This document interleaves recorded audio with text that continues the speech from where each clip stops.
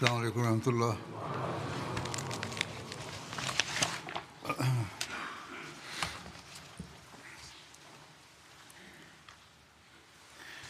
أشهد أن لا إله إلا الله وحده لا شريك له وأشهد أن محمدا عبده ورسوله أما بعد فأعوذ بالله من الشيطان الرجيم بسم الله الرحمن الرحيم الحمد لله رب العالمين الرحمن الرحيم مالك يوم الدين إياك نعبد وإياك نستعين اهدنا الصراط المستقيم صراط الذين أنعمت عليهم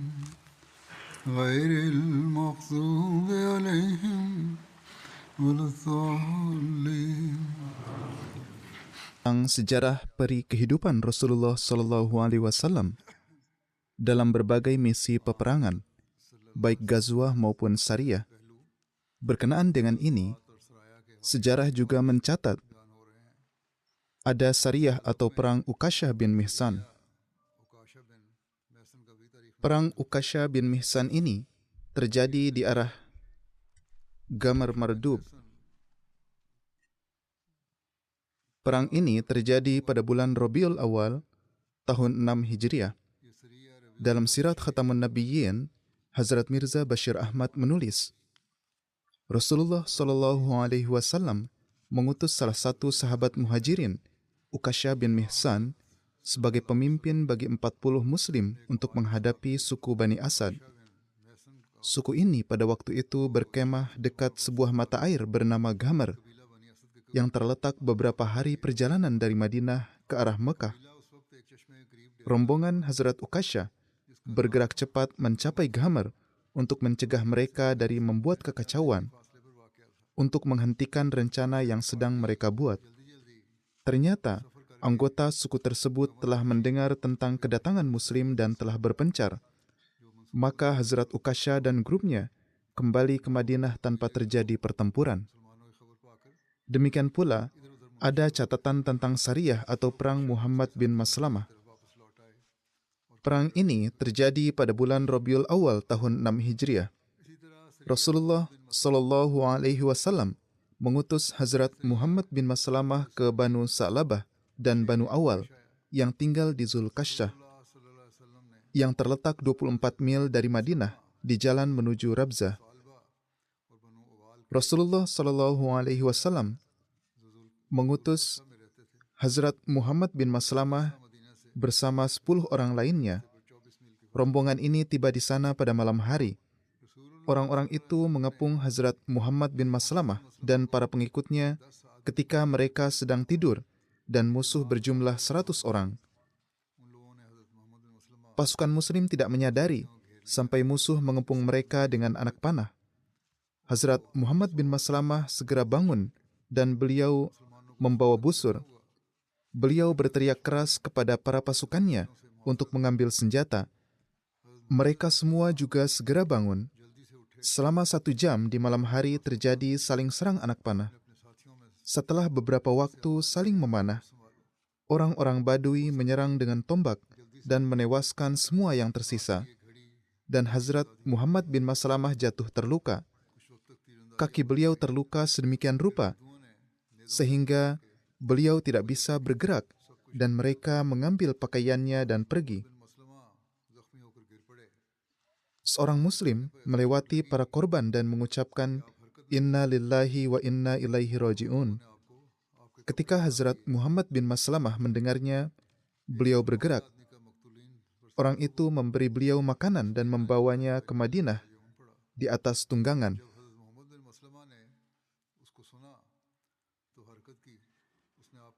Ada juga catatan tentang syariah atau misi pembalasan terhadap musuh yang bertanggung jawab atas syahidnya para pasukan Hazrat Muhammad bin Maslamah. Ini disebut syariah atau perang Hazrat Abu Ubaidah bin Al-Jarrah. Dalam rinciannya, Hazrat Mirza Bashir Ahmad menulis, ketika Rasulullah SAW mengetahui tentang keadaan ini, yaitu syahidnya para pengikut Muhammad bin Maslamah di Zulkassah, beliau mengutus Hazrat Abu Ubaidah bin Al-Jarrah yang berasal dari Quraisy dan termasuk sahabat senior untuk membalaskan dendam Hazrat Muhammad bin Maslamah ke arah Zulkassah. Dan karena pada masa itu juga telah diterima suatu informasi bahwa suku Banu Sa'labah berniat menyerang pinggiran Madinah, maka Nabi SAW mengirim rombongan sejumlah 40 sahabat yang siap di bawah komando Hazrat Abu Ubaidah dan memerintahkan mereka untuk melakukan perjalanan di malam hari agar tiba di sana pada waktu pagi. Hazrat Abu Ubaidah melaksanakan perintah dengan bergerak cepat dan menyergap mereka tepat pada waktu sholat subuh. Dan mereka panik dengan serangan mendadak ini, dan setelah perlawanan singkat, mereka melarikan diri dan menghilang di pegunungan terdekat. Hazrat Abu Ubaidah mengambil harta ganimah perang dan kembali ke Madinah. Dalam misi ini disebutkan ada dua sahabat, yaitu Hazrat Muhammad bin Maslamah dan Hazrat Abu Ubaidah bin Al-Jarrah. Keduanya termasuk sahabat terkemuka. Muhammad bin Maslamah, selain karena sifat dan kemampuan pribadinya, adalah pahlawan dalam penghukuman mati Ka'ab bin Ashraf, pemimpin Yahudi, karena pengacau ini telah menerima hukuman di tangan Hazrat Muhammad bin Maslamah. Hazrat Muhammad bin Maslamah berasal dari suku Aus dari kalangan Ansar, dan beliau dianggap sebagai orang kepercayaan khusus selama kekhalifahan Hazrat Umar. Karenanya, Hazrat Umar biasanya mengutus beliau untuk menyelidiki keluhan terhadap para gubernurnya. Setelah wafatnya Hazrat Utsman, ketika pintu fitnah di dalam Islam tersebar di antara umat Islam, Hazrat Muhammad bin Maslamah mematahkan pedangnya di atas batu dan hanya membawa tongkat di tangannya. Dan ketika seorang menanyakan alasannya, beliau mengatakan sabda Rasulullah SAW bahwa ketika pintu pertumpahan darah terbuka di antara umat Muslim, maka patahkanlah pedang dan tinggallah di rumah seperti karpet di sebuah ruangan. Perintah ini tampaknya khusus untuk Muhammad bin Maslamah atau dalam kekisruhan itu, karena terkadang menghadapi kekacauan di dalam juga bisa menjadi bentuk pengkhidmatan agama yang tinggi. Sahabat kedua adalah Hazrat Abu Ubaidah bin Jarrah. Beliau termasuk sahabat terkemuka dan berasal dari Quraisy. Ketinggian derajatnya terlihat dari kenyataan bahwa Rasulullah SAW memberinya gelar Aminul Millat, orang kepercayaan umat. Dan setelah wafatnya Nabi SAW, Hazrat Abu Bakar menganggapnya sebagai salah satu dari dua sahabat yang layak menjadi khalifah. Hazrat Abu Ubaidah wafat sebagai syahid karena wabah pes pada masa Hazrat Umar. Kemudian ada Sariyah atau perang Zaid bin Harisah yang dikirim ke arah Banu Sulaim. Tentang ini, Hazrat Mirza Bashir Ahmad menulis, pada bulan Rabiul Awal tahun 6 Hijriah, Rasulullah SAW mengutus beberapa Muslim di bawah kepemimpinan budak yang telah dibebaskan oleh beliau, yaitu Hazrat Zaid bin Haritsah. Ini menuju suku Banu Sulaim. Suku ini pada waktu itu tinggal di daerah Najd, di tempat bernama Jamum, dan telah lama berperang melawan Rasulullah SAW. Bahkan dalam perang Khandak, suku ini mengambil bagian penting melawan umat Muslim. Ketika Hazrat Zaid bin Haritsah dan para pengikutnya tiba di Jamum, yang berjarak sekitar 50 mil dari Madinah, mereka mendapatinya kosong. Tetapi mereka mendapat informasi dari seorang wanita dari suku Muzainah bernama Halimah, yang termasuk penentang Islam, tentang lokasi di mana sebagian suku Banu Sulaim sedang menggembalakan ternak mereka. Memanfaatkan informasi ini, Hazrat Zaid bin Harisah melancarkan serangan mendadak ke tempat tersebut. Terkejut oleh serangan mendadak ini, kebanyakan orang melarikan diri ke berbagai arah. Tetapi beberapa tawanan dan ternak jatuh ke tangan Muslim, yang kemudian beliau membawanya kembali ke Madinah.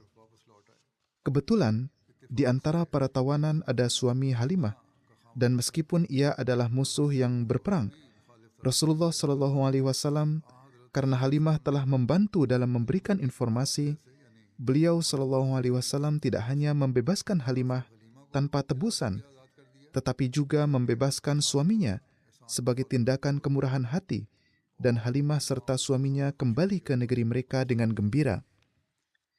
Demikian pula ada catatan tentang Sariyah atau perang Zaid bin Haritsah yang dikirim ke arah Is.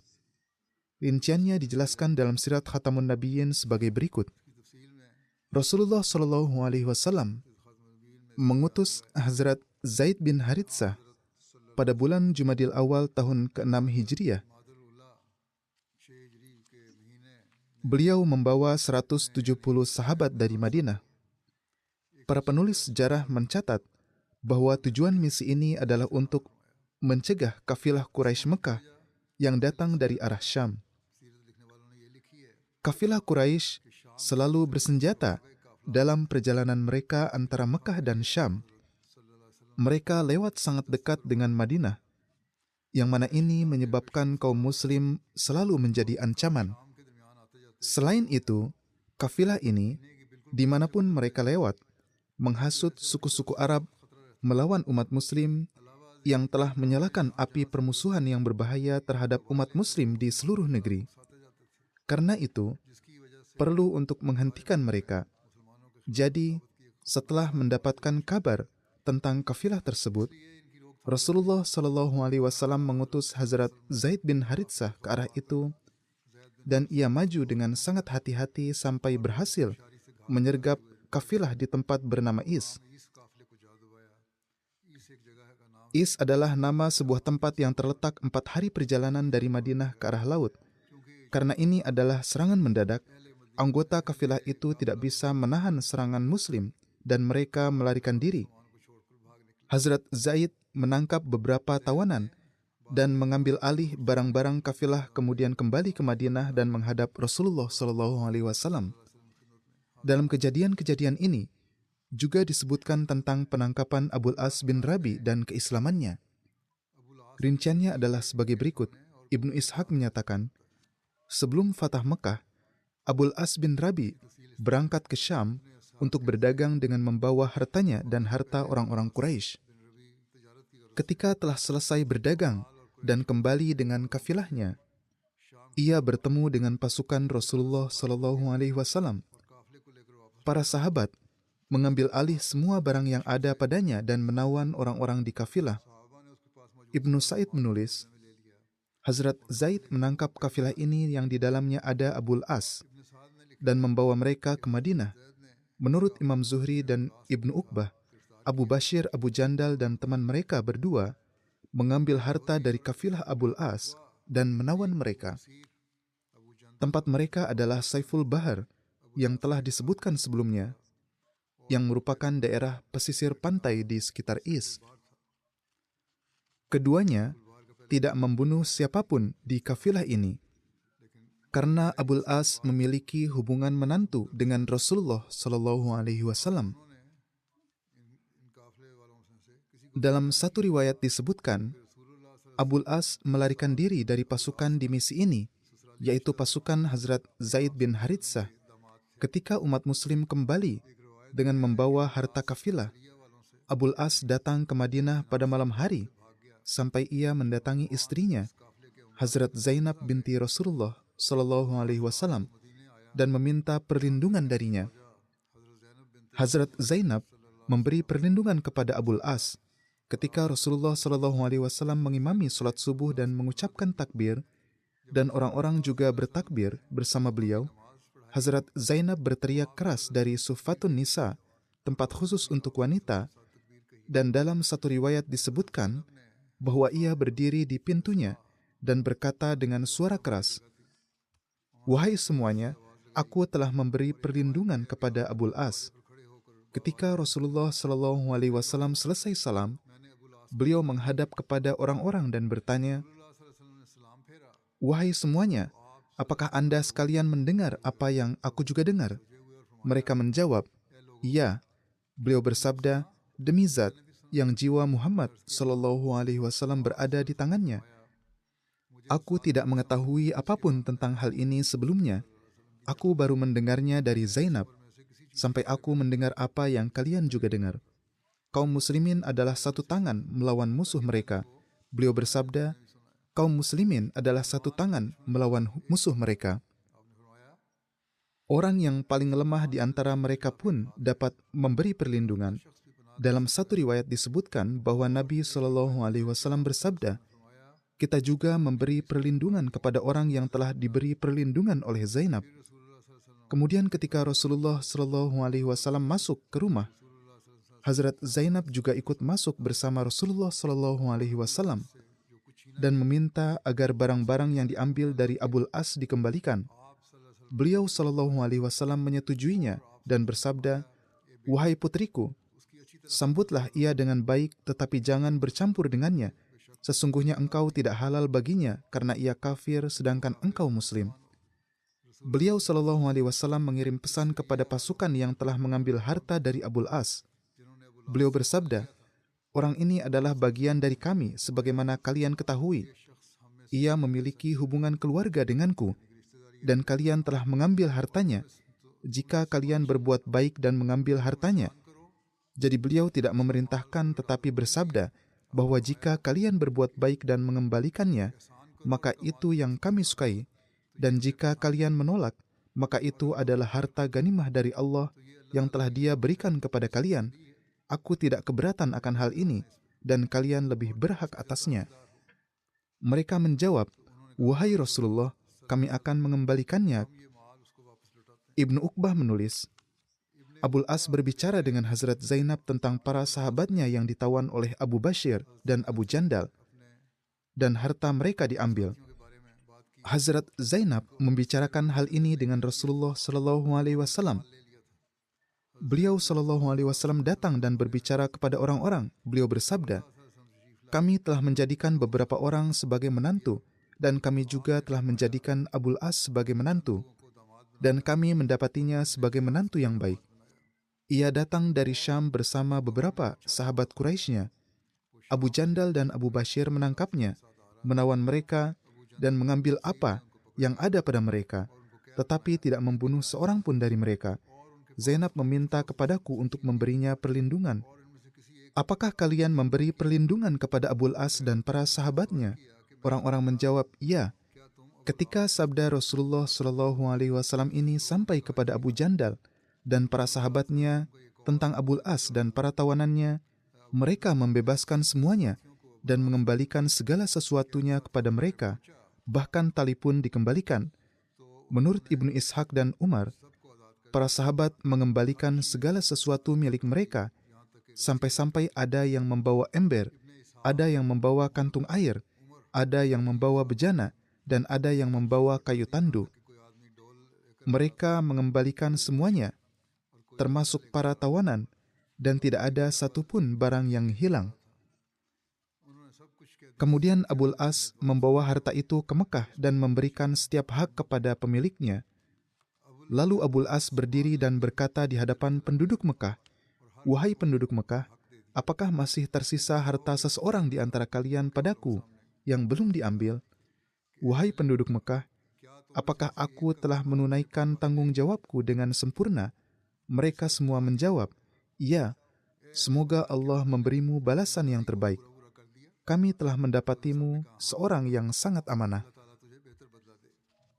Kemudian Abul As mengumumkan keislamannya dengan berkata, "Aku bersaksi bahwa tidak ada Tuhan selain Allah dan Muhammad SAW adalah hamba dan utusannya. Demi Allah, tidak ada yang menghalangiku untuk masuk Islam di hadapan Rasulullah SAW. Ketika aku di Madinah, aku bisa saja masuk Islam. Tetapi aku khawatir kalian akan mengira bahwa aku berniat untuk mengambil harta kalian. Ketika Allah telah mengembalikan harta-harta amanah ini kepada kalian dan telah bebas darinya, maka aku masuk Islam. Kemudian Abul As berangkat dari sana dan datang ke Madinah menemui Rasulullah Shallallahu Alaihi Wasallam. Mengenai hal ini, Hazrat Mirza Bashir Ahmad Sahib menulis, di antara para tawanan yang ditangkap dalam misi Sariyah atau pertempuran ke Is adalah Abul As bin Rabi, yang merupakan menantu Rasulullah Shallallahu Alaihi Wasallam dan kerabat dekat Hazrat Khadijah yang telah wafat. Sebelum ini, ia juga pernah ditawan dalam perang Badar. Tetapi saat itu, Rasulullah Shallallahu Alaihi Wasallam membebaskannya dengan syarat bahwa setelah sampai di Mekah, dia akan mengirim putri beliau, Hazrat Zainab, ke Madinah. Abul As memang memenuhi janji itu, tetapi ia sendiri masih tetap dalam kemusyrikan. Ketika Hazrat Zaid bin Haritsah membawanya sebagai tawanan ke Madinah, waktu itu adalah malam hari. Tetapi dengan suatu cara, Abul As berhasil mengirim pesan kepada Hazrat Zainab bahwa ia telah dibawa ke sini sebagai tawanan dan jika ia bisa melakukan sesuatu untuknya, maka lakukanlah.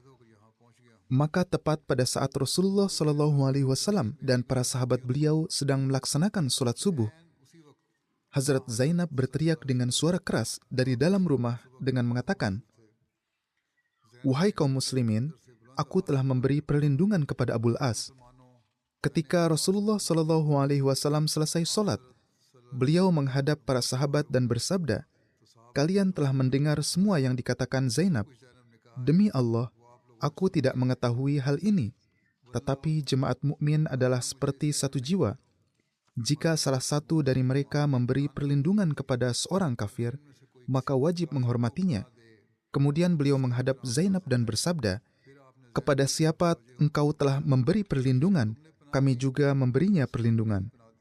Dan harta yang diperoleh dari Abul As dalam misi perang ini dikembalikan kepadanya. Kemudian beliau Shallallahu Alaihi Wasallam bersabda kepada Hazrat Zainab, "Sambutlah Abul As dengan baik, tetapi janganlah bercampur dengannya, karena dalam keadaan sekarang tidak halal bagimu bertemu dengannya." Setelah tinggal beberapa hari di Madinah, Abul As kembali ke Mekah. Tetapi sekarang kepergiannya ke Mekah bukan untuk menetap di sana, karena ia segera menyelesaikan urusan bisnisnya, dan setelah mengucapkan kalimat syahadat, berangkat kembali ke Madinah. Ia menghadap Rasulullah Shallallahu Alaihi Wasallam dan masuk Islam. Kemudian beliau mengembalikan Hazrat Zainab kepadanya tanpa nikah baru. Artinya sekarang beliau mengizinkan mereka untuk hidup sebagai suami istri. Dalam beberapa riwayat juga disebutkan bahwa saat itu dilakukan nikah ulang antara Hazrat Zainab dan Abul As. Tetapi riwayat pertama lebih kuat dan lebih sahih. Karena bisnis Hazrat Abul As berada di Mekah, beliau tidak bisa menetap di Madinah. Maka setelah masuk Islam, beliau meminta izin kepada Rasulullah Shallallahu Alaihi Wasallam dan kembali ke Mekah. Karena tinggal di Mekah, beliau tidak berkesempatan ikut serta dalam peperangan, hanya ikut serta dalam satu misi yang dikirim di bawah pimpinan Hazrat Ali pada tahun 10 Hijriah. Hazrat Ali mengangkat beliau sebagai gubernur Yaman saat kembali dari Yaman. Setelah Hazrat Zainab wafat pada tahun 8 Hijriah, Hazrat Abul As juga tidak hidup lama dan wafat pada tahun 12 Hijriah. Kemudian ada catatan tentang sebuah perang yang disebut Perang Banu Lahyan. Nama ini muncul dalam dua pengucapan, Lihyan dan Lahyan. Banu Lahyan adalah cabang dari Banu Huzail. Di jarak 3 marhalah dari Mekah terhadap lembah Usfan, dan di timur lautnya sejauh 5 mil di lembah Guran tinggal Banu Lahyan.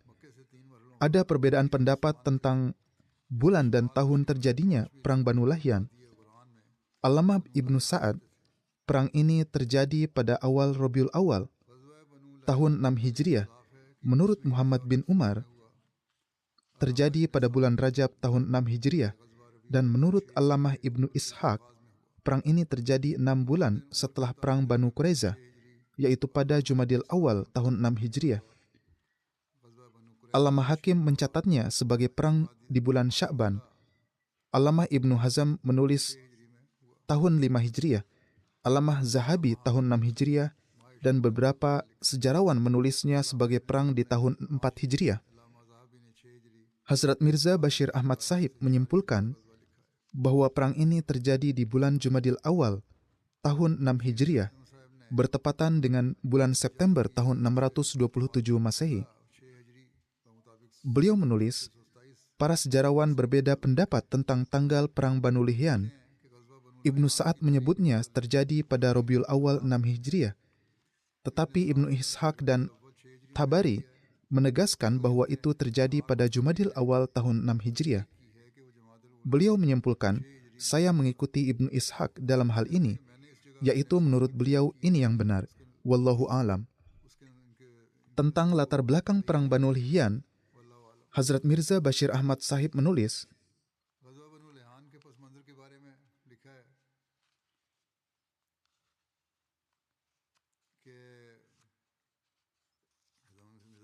dengan merujuk pada peristiwa Ashabur Raji, bahwa pada peristiwa itu ada 10 Muslim yang tidak bersalah yang sedang dikirim untuk tabligh Islam secara damai. Mereka disyahidkan dengan sangat kejam dan penuh penipuan. Dan di balik semua fitnah ini adalah tangan Banu Lihyan yang pada masa itu tinggal di lembah Gurran antara Mekah dan Madinah. Secara alami, Rasulullah SAW sangat terpukul oleh kejadian ini karena sikap Banu Lihyan masih tetap bermusuhan dan merusak, dan ada kekhawatiran di masa depan bahwa mereka mungkin akan menyebabkan lebih banyak kesusahan terhadap umat Muslim. Maka sesuai dengan hukum yang ada, Rasulullah SAW menganggap tepat untuk memberikan mereka sedikit pelajaran agar setidaknya untuk masa depan umat Muslim dapat terlindungi dari kezaliman mereka. Untuk misi ini, Rasulullah SAW menunjuk Ibnu Maktum sebagai naib atau wakil beliau di Madinah. Rasulullah SAW berangkat dengan 200 sahabat dan 20 kuda dari Madinah ke arah utara menuju jalan Syam. Padahal Banu Lihyan tinggal di selatan Madinah, di Hijaz dekat jalan ke Mekah. Alasan beliau pergi ke arah utara adalah karena beliau ingin menyerang Banu Lihyan secara mendadak tanpa sepengetahuan mereka, agar mereka tidak melarikan diri setelah mendengar berita pergerakan pasukan Muslim. Untuk tujuan ini, beliau menggunakan jalan yang biasanya tidak digunakan, dan dengan bergerak cepat tiba di pemukiman Banu Lihyan di Gurran, yaitu tempat para sahabat beliau disyahidkan. Beliau mendoakan rahmat dan karunia atas para sahabat beliau yang dulu disyahidkan. Ketika Banu Lihyan mengetahui kedatangan beliau, mereka melarikan diri ke puncak-puncak gunung. Karena itu, tidak ada satupun dari mereka yang tertangkap. Beliau SAW tinggal di sana 1 atau 2 hari dan mengirim kelompok ke segala arah, tetapi tidak ada yang tertangkap.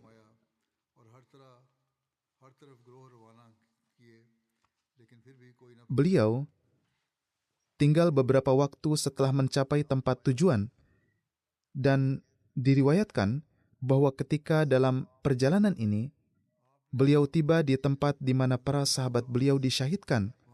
Saat itu beliau sangat terharu dan memanjatkan doa dengan sangat merintih untuk para syuhada tersebut.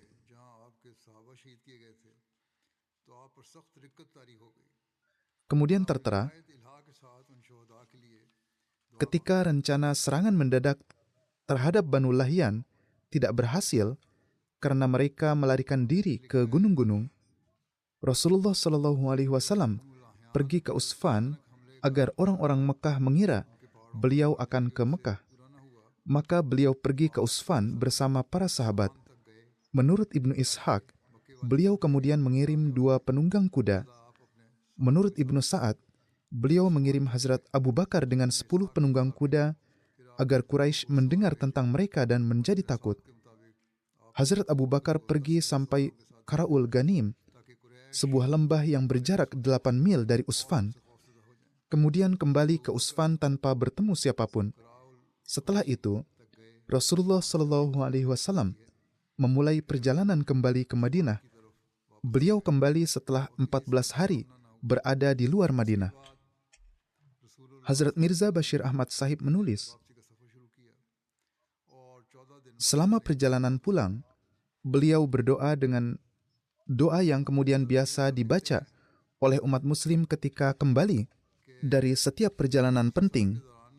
Aibuna, taibuna, abiduna, sajiduna, lirabbina hamidun. Yakni, kami kembali, kami bertaubat, kami beribadah, kami bersujud kepada Tuhan kami, dan kami memujinya. Rasulullah SAW pun memanjatkan doa ini dalam perjalanan-perjalanan beliau dan terkadang menambahkan kata-kata berikut. Sadaqallahu wa'dah, wa nasara abdah, wa hazamal ahzaba wahdah. Yakni, Allah telah menepati janjinya, menolong hambanya, dan dia sendiri telah mengalahkan pasukan-pasukan musuh. Doa ini yang disebutkan oleh para sejarawan berkaitan dengan perang Banu Lahyan dan juga dibenarkan oleh para ahli hadis, memiliki makna khusus. Dan dengan mempelajarinya kita bisa memahami perasaan yang ada dalam hati suci Rasulullah SAW pada masa yang penuh gejolak ini, dan apa yang ingin beliau SAW tumbuhkan dalam diri para sahabat. Dalam doa ini tersembunyi rintihan agar Allah Ta'ala menghilangkan hambatan yang diletakkan musuh di jalan peribadatan umat Islam dan pertabligan Islam yang penuh perdamaian, dan untuk mengungkapkan rasa syukur atas sejauh mana Allah Ta'ala telah menghilangkan hambatan tersebut. Ini seperti halnya seseorang yang sedang tenggelam dalam pekerjaan yang sangat dicintainya, lalu tiba-tiba seseorang lain mengganggu pekerjaannya dan mengalihkan perhatiannya. Tetapi setelah beberapa waktu, berkat karunia ilahi, gangguan ini hilang dan orang tersebut kembali mendapatkan kesempatan untuk melakukan kegiatan yang dicintainya. Perasaan yang muncul dalam hati orang tersebut pada saat seperti ini adalah yang tersembunyi dalam doa ini. Karena Hazrat Rasulullah SAW bersabda, setelah terbebas dari gangguan sementara perjalanan ini, kita kembali ke keadaan yang di dalamnya kita dapat menghabiskan waktu dalam mengingat Tuhan kita dan mendapat kesempatan untuk menyanjungkan pujian kepadanya. Ya, Tuhan yang sama yang sebelumnya telah berkali-kali melindungi kita dari fitnah musuh dan memberi kita kedamaian. Betapa penuh keberkatan, menawan hati dan damainya perasaan ini. Tetapi sayangnya beberapa musuh Islam tetap tidak berhenti dari kritik mereka dan terus mengatakan bahwa tujuan utama Rasulullah SAW dan para sahabat beliau adalah pertempuran yang berdarah dan mengejar duniawi. Kemudian, ada Sariyah atau Perang Hazrat Zaid bin Haritsah. Perang ini terjadi pada bulan Jumadil Akhir tahun 6 Hijriah. Rasulullah SAW mengutus Hazrat Zaid bin Haritsah ke arah Banu Sa'labah bin Sa'ad ke tempat bernama Tharif.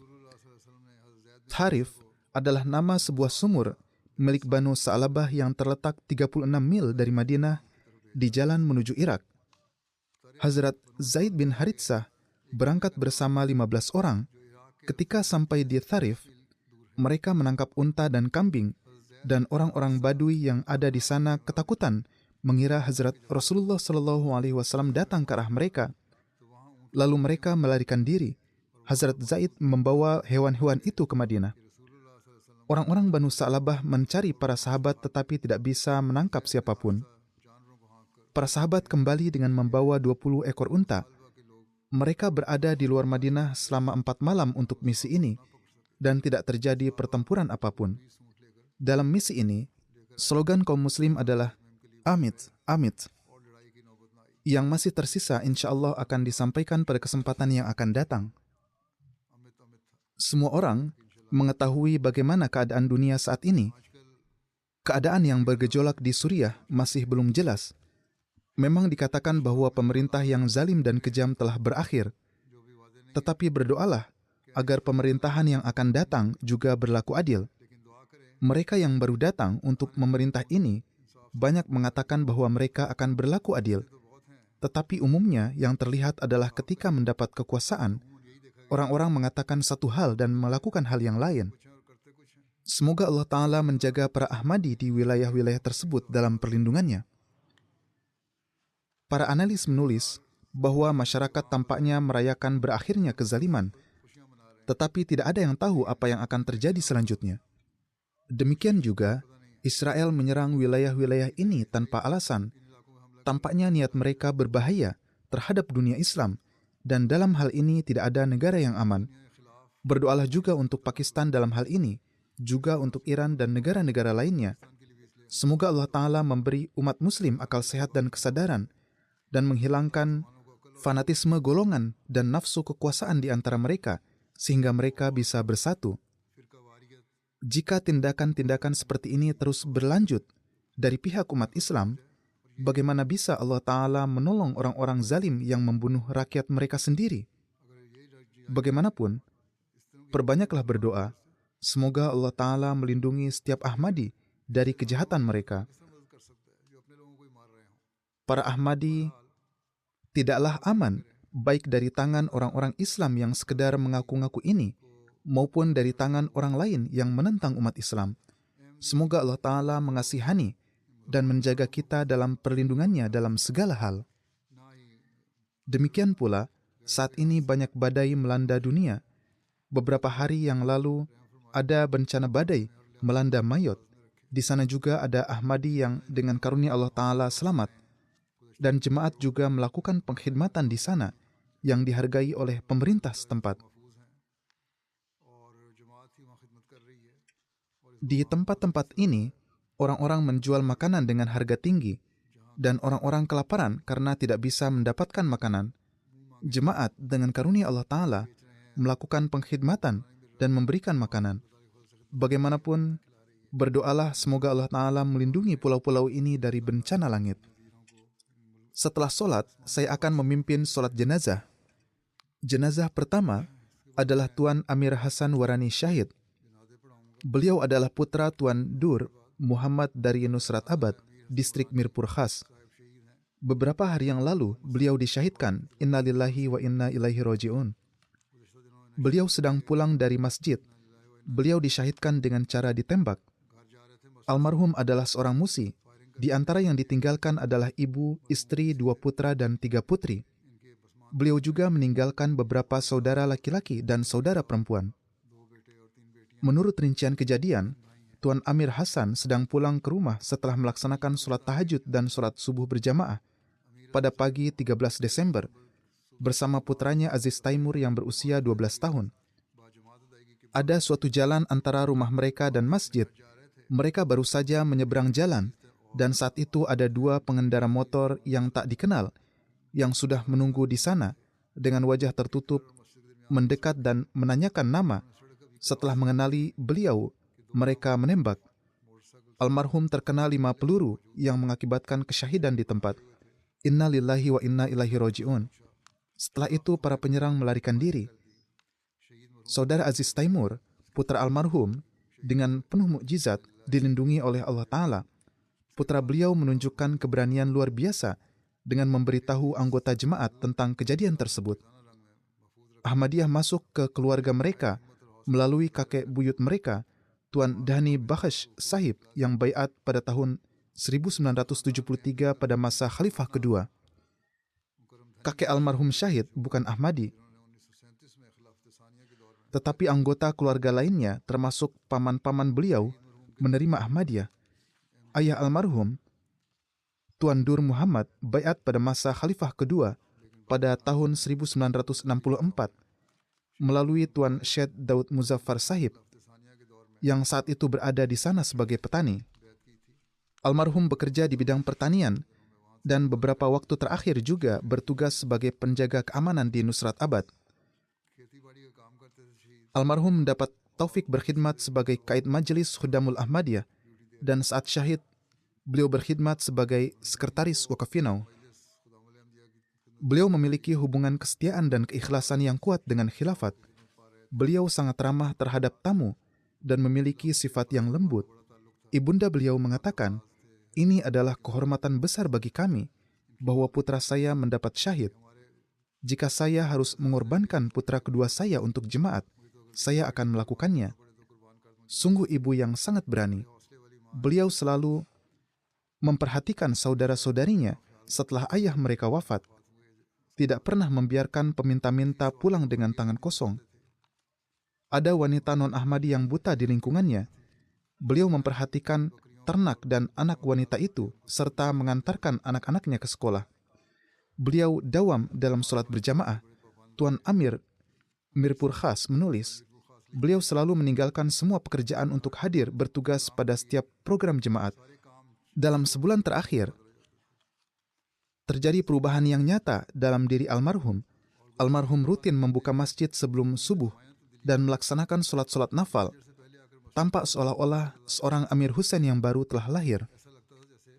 Tuan Khalid Baluch, seorang dosen jamiah dan kerabat beliau, mengatakan bahwa di antara kebaikan-kebaikan beliau adalah keberanian dan sangat suka membantu orang lain.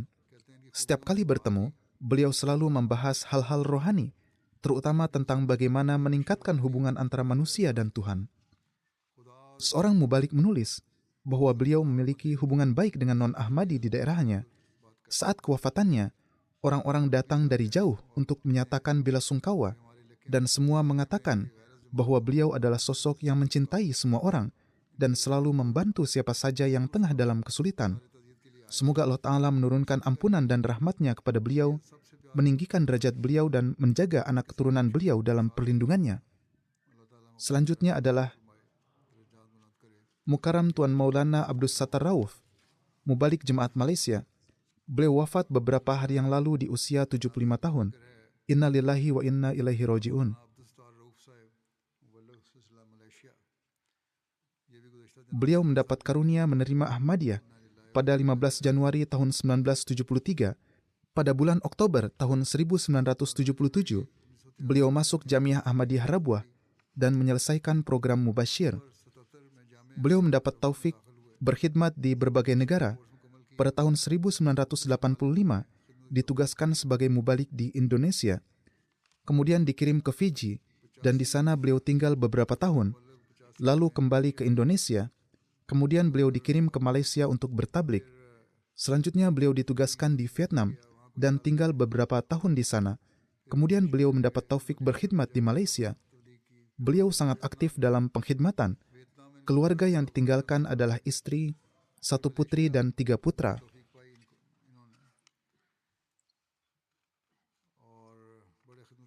Orang-orang yang mengenal beliau menulis bahwa beliau sepenuhnya mewakafkan diri untuk jemaat dan juga mendorong anggota jemaat untuk berkorban dan mewakafkan diri.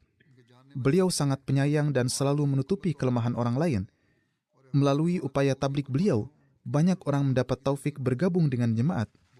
Beliau sangat mencintai Rasulullah Sallallahu Alaihi Wasallam. Setiap kali ada penyebutan tentang Rasulullah Sallallahu Alaihi Wasallam, air mata beliau mengalir. Ketika diminta untuk berkhidmat ke negara lain, beliau pergi tanpa ragu meninggalkan istri dan anak-anaknya dan selalu siap berkorban untuk jemaat. Semoga Allah Ta'ala menurunkan ampunan dan rahmatnya untuk beliau, meninggikan derajat beliau, dan memberi taufik kepada anak keturunan beliau untuk melanjutkan kebaikan-kebaikan beliau.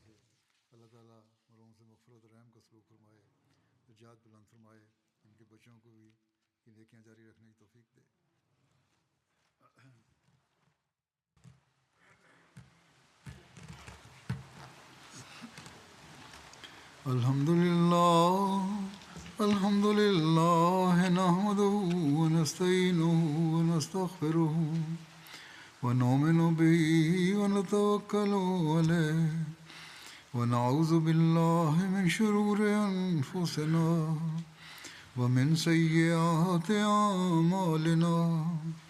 Man yahdihillahu fala mudilla lahu ومن يضلل فلا هادي له ونشهد أن لا إله إلا الله ونشهد أن محمدا عبده ورسوله عباد الله رحمكم الله إن الله يأمر بالعدل والإحسان وإيتاء ذي القربى وينهى عن الفحشاء والمنكر والبغي يعظكم لعلكم تذكرون اذكروا الله يذكركم وادعوه يستجب لكم ولذكر الله أكبر